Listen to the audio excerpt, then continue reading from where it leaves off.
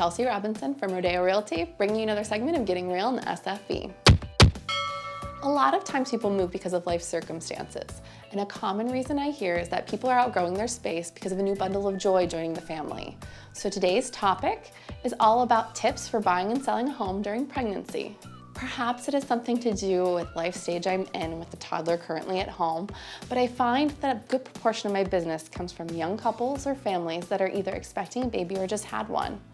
And so I feel compelled as an expert of this whole selling with a small child or one on the way to give a couple of pointers for the rest of you out there who might be feeling that this is a monumental task and one that you might be dreading. First, let's talk about wants versus needs. While looking for a new home with a new baby in mind, remember to consider things like where all that stuff that comes with babies will go. Sure, people remember the obvious baby room, but what about the necessary storage space for all the stuff that comes with them? Are there enough closets in the house to store the toys and items? Are there attic spaces or garage to keep anything that you want to save for the future after they've outgrown it? Also consider floor plan. Do you want a master suite to be near the extra bedrooms, or are you okay with being on 2 floors? Do you foresee the children playing in a space in like the living room or backyard that you would like to be able to have easy access to viewing them? How do you feel about pools?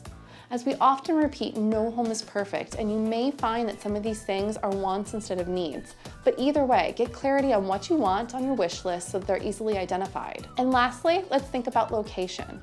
While pregnant, it might be too soon to be worrying about high school just yet, but you might want to think about where local amenities are. Are there easily drivable preschools and nurseries in the area? How far is the local grocery store, and how are those schools in general? A word about getting clarity on your timelines as well. Are you thinking that this is a forever home or just one for the next 5 to 10 years? If this is a shorter timeline for you and you're still pregnant, then the local high school might not be the biggest factor in your purchase.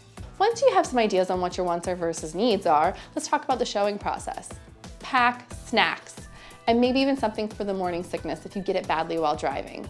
If you have a lot of showings packed in for the day, try to limit it to no more than 6. Anything beyond that is not only exhausting, but begin to fade it into each other, and it can become overwhelming. And lastly, take this piece by piece. The process on the service might come off as daunting. I mean, this is a major life change on top of another major life change. And let's not even go into the hormone changes factoring in on top. But if you take it step by step and break it down, you can totally get through this and find the best home for you and your budding family. If you have any questions on this or buying and selling a home in the San Fernando Valley, or if you want information, just please feel free to reach out.